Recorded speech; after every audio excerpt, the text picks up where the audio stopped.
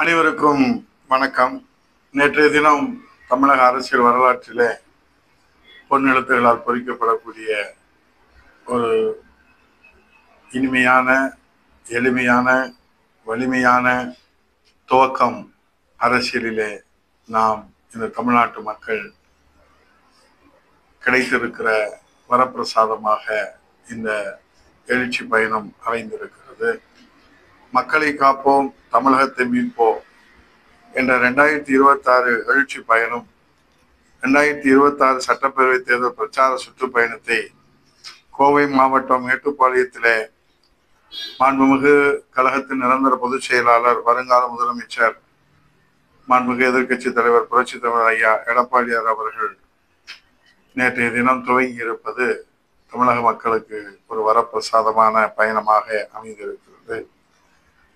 மக்கள் வெள்ளமென திரண்டு வந்து பெற்ற தாய் தன் மகனை, தன் பிள்ளையை வரவேற்பதைப் போலவும், அண்ணன்மார்கள் எல்லாம் தம் தம்பியை உவகையோடு வரவேற்பதைப் போலவும், தம்பிமார்கள் எல்லாம் அண்ணனை உவகையோடு வரவேற்பதைப் போலவும், மொத்தத்திலே இரத்த உறவு தன் இரத்த உறவை அழைப்பதை போன்ற இந்த மாபெரும் பிரச்சார பயணம் இன்றைக்கு துவங்கி இருக்கிறது. இந்த பிரச்சார பயணம் தன் இரத்த உறவை கண்ட மகிழ்ச்சியிலே ஒட்டுமொத்த இரத்த உறவுகளும் வரவேற்கிற காட்சி இந்த எழுச்சி பயணம் புரட்சி பயணமாக, வெற்றி பயணமாக அமைகிற போது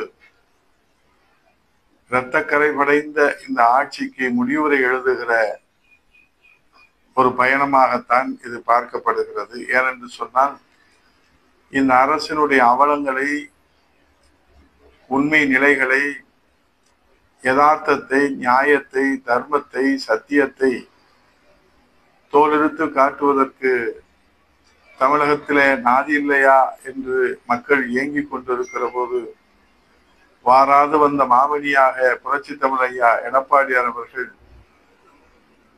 இன்றைக்கு எந்த விதமான அடக்குமுறைக்கும், அதிகார வர்க்கத்திற்கு இன்றைக்கு எந்த விதமான அச்சுறுத்தல்களையும் கண்டு அஞ்சாமல், அஞ்சுவது யாதொன்றுமில்லை, அஞ்ச வருவதுமில்லை என்கிற அப்பர் பெருமானின் பொன்மொழிகளுக்கு ஏற்ப புரட்சி தமிழர் ஐயா எடப்பாடியார் அவர்கள், புரட்சி தலைவர் எம்ஜிஆர், தமிழகுலசாமி அம்மாவின் வழியிலே இருவரும் தெய்வங்களின் மறு வடிவமாக உண்மை நிலையை தோலுறுத்து காட்டுவதை இன்றைக்கு மக்கள் ஆரவாரமாக வரவேற்கிற அந்த காட்சி, கொலை, கொள்ளை, கற்பழிப்பு என்று நாள்தோறும் ஒவ்வொரு நாளும் ஒவ்வொரு மணித்துறையும் இந்த அரசு இரத்தக்கரை படைந்த அரசாக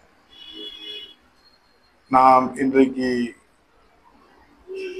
என்னாகுமோ ஏதாகுமோ என்று உயிரை கையிலே பிடித்து கொண்டு அச்சத்தோடு நாம் வாழ்ந்து கொண்டிருக்கிறோம். ஆகவேதான் மக்களை காப்போம், தமிழகத்தை மீட்போம் என்கிற அந்த மொழி இது வெறும் சொல்லல்ல. இது ஒவ்வொரு தமிழரின் உயிர் மூச்சு, இது ஒவ்வொரு தமிழரின் சுவாச காற்று, இது ஒவ்வொரு தமிழர்களுடைய எதிர்பார்ப்பு, இது ஒவ்வொரு தமிழருடைய வரவேற்பு, இது ஒவ்வொரு தமிழருடைய சிந்தனை, இது ஒவ்வொரு தமிழரின் லட்சியம். அதைத்தான் புரட்சி தமிழ் ஐயா எடப்பாடியாருடைய இந்த எழுச்சி பயணம் லட்சிய பயணமாக கொண்டு புரட்சி பயணமாக வந்து வெற்றி பயணமாக மக்களிடத்தில் வரவேற்பை பெற்றிருப்பதை நேரிலே நாம் பார்க்க முடிந்தது. உதாரணத்துக்கு நான் மதுரையிலே இங்கே நடந்தவற்றை நான் சுட்டிக்காட்ட கடமைப்பட்டிருக்கிறேன். ஆயிரம் லஞ்ச லாவணியங்களால் மக்களுக்கு சொல்லாத துயரங்களை தந்து கொண்டிருக்கிற இந்த அரசிலே இப்போது நாம் எப்படி யோசிக்கிறோம்? லஞ்ச லாவணியம் இல்லாத துறை ஏதாவது ஒன்று உண்டா? எந்த துறையிலே லஞ்சம் நடக்கிறது என்ற கேள்வி மாறி லஞ்ச லாவணியம் இல்லாத ஒரு துறை இருக்கிறதா என்று கேட்கிற நிலையிலே தான் இருக்கிறது. அதற்கு உதாரணம் தான் மதுரை மாநகராட்சி.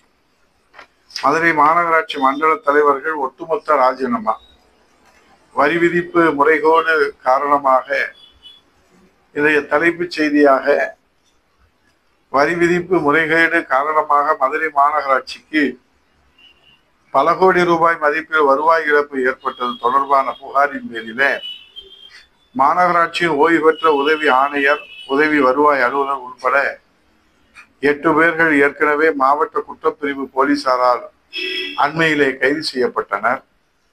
இது குறித்து விரிவான விசாரணை மேற்கொள்ள வேண்டும் என அனைத்து இந்திய அண்ணா திராவிட முன்னேற்ற கழகத்தின் சார்பிலே தொடர்ந்து வலியுறுத்தப்பட்டு மாநகர் மாவட்ட கழகத்துடைய செயலாளர், முன்னாள் அமைச்சர் அண்ணன் செல்லூர் கே. ராஜு அவர்கள் நேரிலே சென்று அந்த விசாரணை நடத்தப்பட வேண்டும் என்பதை வலியுறுத்தினார்கள். மாண்புமிகு பொதுச் செயலாளர் புரட்சி தமிழர் ஐயா எடப்பாடியார் அவர்களுடைய வழிகாட்டுதலோடு இன்றைக்கு மாபெரும் கண்டன ஆர்ப்பாட்டம் மதுரை குழுங்குகிற வகையிலே நடைபெற இருக்கிறது. இந்த நிலையிலே தான் வரி முறைகேடு புகார் தொடர்பாக திமுக மண்டல தலைவர்கள் சிலரிடம் மாவட்ட குற்றப்பிரிவு போலீசார் அண்மையிலே விசாரணை மேற்கொண்டதையும் அப்போது ஒவ்வொருடமும் 100 கேள்விகள் கேட்கப்பட்டதாகவும் பெரும்பாலானோர் மழுப்பலான பதில்களையே அறிவித்ததாகவும் காவல்துறை வட்டாரங்கள் தெரிவித்து செய்திகள் வெளியிடப்பட்டிருக்கின்றன. இதைத் தொடர்ந்து அமைச்சர்கள் விசாரணை நடத்தியதாகவும் இதைத் தொடர்ந்து முதலமைச்சர் அறிவிப்பு கொடுத்து இன்றைக்கு மண்டல தலைவர்கள் ராஜினாமா என்று சொன்னார். மதுரை மாநகராட்சி வரலாற்றிலே ஒட்டுமொத்தமாக ராஜினாமா ஊழல் புகாரிலே ராஜினாமா செய்த வரலாறு இதுவரை இந்த மதுரை என்பதை பார்த்திருக்கிறதா என்பது அதிர்ச்சிக்குள்ளான செய்தியாக இருக்கிறது. ஆகவே யானை வரும் பின்னே மணி ஓசை வரும் முன்னே என்பதை போல இந்த ஊழல் கரைபடிந்திருக்கிற திமுக அரசே ராஜினாமா செய்கிற நிலையிலே தான் இப்போது அதற்கு முன் அறிவிப்பாக மதுரை மாநகராட்சியினுடைய மண்டல தலைவர்கள் ராஜினாமா. இன்றைக்கு எல்லா மாநகராட்சியிலும் இதே நிலைமைதானா என்று மக்கள் அதிர்ச்சியிலே உறைந்து போயிருக்கிறார்கள். இதை கண்டித்துதான் மாண்புமிகு எதிர்கட்சி தலைவர், வருங்கால முதலமைச்சர் புரட்சி தமிழர் ஐயா எடப்பாடி அவர்கள் இன்று காலையிலே கூட 7 மணி அளவிலே மக்களை நேரிலே சந்தித்து யதார்த்தத்தை, உண்மை நிலவரத்தை இந்த மக்களிடத்திலே எடுத்து சொல்லுகிற இந்த எழுச்சி பயணம் ஒரு லட்சிய பயணமாக மக்களை பாதுகாக்கிற, தமிழகத்தை மீட்டெடுக்கிற இந்த பயணம் புரட்சி பயணமாக, வெற்றி பயணமாக அமைய மீண்டும் மீண்டும் எல்லா வல்ல இறைவன்களையும் நாம் பிரார்த்தனை மேற்கொண்டு மக்கள் தொண்டே மகேசன் தொண்டு, மக்கள் தீர்ப்பே மகேசன் தீர்ப்பு என்பதை போல மக்களுக்கு ஆற்றுகிற சேவையை மகேசனுக்கு ஆற்றுகிற சேவையாக கொண்டு உழைத்து வருகிற புரட்சி தமிழர் ஐயா எடப்பாடி அவர்களுடைய இந்த எழுச்சி பயணம் ஒரு புதிய வெற்றி சரித்திரத்தை தமிழகத்திலே உருவாக்குவதற்கு இந்த தாய் தமிழ்நாட்டு மக்கள் பேராதரவு வழங்கியதை நாம் பார்க்க முடிந்தது.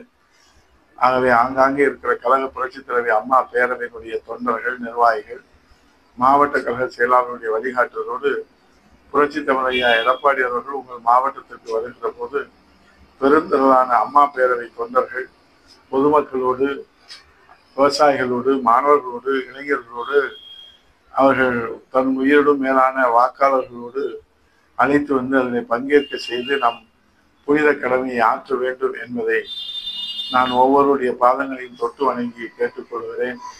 இந்த புனித கடமை ஆற்றுகிற ஒவ்வொரு தொண்டனுக்கும் அனைத்து இந்திய அண்ணா திராவிட முன்னேற்ற கழக பொதுச் செயலாளர் புரட்சி தமிழர் ஐயா எடப்பாடி அவர்கள் உங்களுக்கு ஒரு வளமான ஒளிமயமான எதிர்காலத்தை உருவாக்குவதற்கு இந்த புனித பணி உங்களுக்கு அடித்தளமாக அமையும் என்பதை சொல்லி, இதை உத்தரவாக நினைக்காமல் வேண்டுகோளாக ஏற்று உங்களால் இயன்ற அளவு, முடிந்த அளவு என்பதை தாண்டி லட்சிய நிலையிலே, லட்சிய கொள்கையோடு நீங்கள் களத்திலே நின்று புரட்சி தமிழர் ஐயா எடப்பாடி அவர்களுக்கு நீங்கள் முன்னணி வீரர்களாக, முன்கள பணியாளர்களாக நின்று பணியாற்ற வேண்டும் என்பது இந்த சாமானிய தொண்டனுடைய பேரவா.